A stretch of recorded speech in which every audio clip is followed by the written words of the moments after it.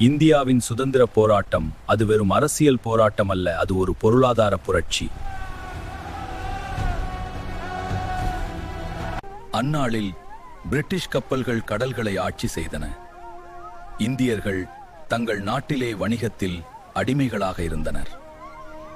ஆனால் ஒரு தீப்பொறி மெதுவாக எரியத் தொடங்கியது. பால் கங்காதர் திலக் மற்றும் வி.ஓ. சிதம்பரம் பிள்ளை இருவரும் ஒன்றாக ஒரு கனவை கண்டனர். இந்தியர்கள் தாங்களே தொழில்களை உருவாக்கி அதை நடத்த முடியும்.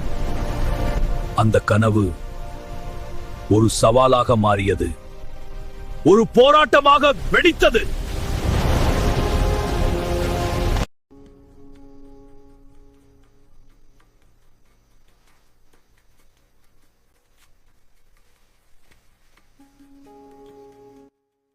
சிதம்பரம், வாருங்கள்.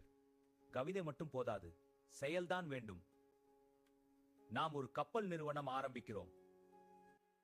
பிரிட்டிஷ் கப்பல்களுக்கு எதிரா? ஆமா, இது ஒரு வியாபாரம் இல்ல, இது போராட்டம்.